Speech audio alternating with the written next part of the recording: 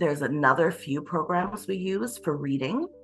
Um, in Regina Public Schools, we use a program in French called Joli Joli, which is an online program, and the kids have access to it at home. And that they can go on, and there's books that are leveled readers for them, all the way up to like pretty hard chapter books that they have to read that are about 70 pages. So it really starts from like baby, like 2 words a page and goes all the way up.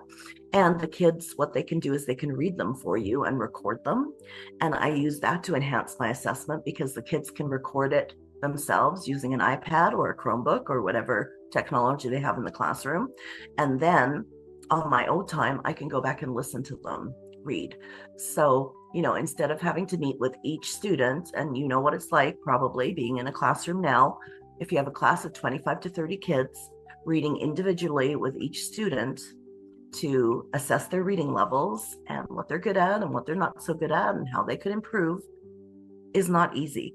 So this is another way where it makes it easier for teachers.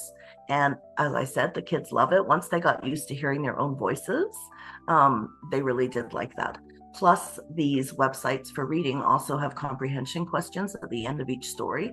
So you're getting both parts of the reading assessment in terms of the speaking and reading parts of your curriculum. Can they say the words properly phonetically? And can they read a sentence like at the right pace? Can they add expression where they need to? Do they pause where there's a comma and a period? Or is it all kind of jumbled together and they stop and pause wherever? Or can they read quite fluently?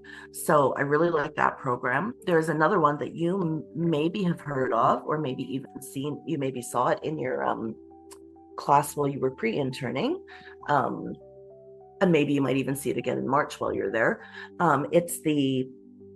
It's called Raz Kids, and it's reading A to Z. And that one does all different kinds of things.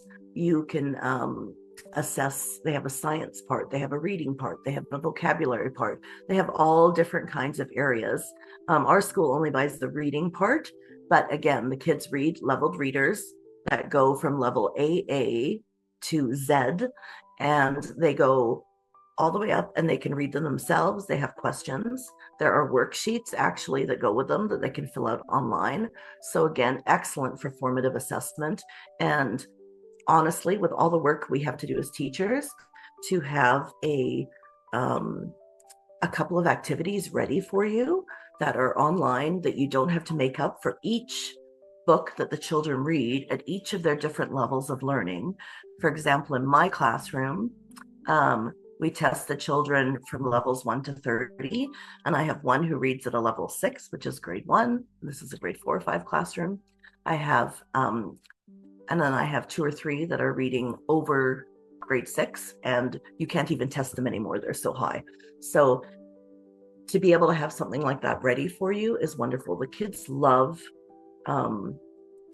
doing it like that as well, because they feel that because they answer the questions right away, they get marked right away. So they get that immediate feedback as to how they're doing. And you have the children in your room who just leave the mark, and you have other ones that will come up to you and say, you know what, I didn't do as well on that.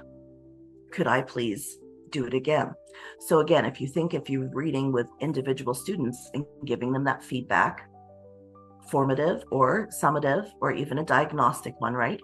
How long would that take, and how long would it take for the whole class to finally receive comments from me about how they're doing, compared to if we use it online and they can get their feedback right away?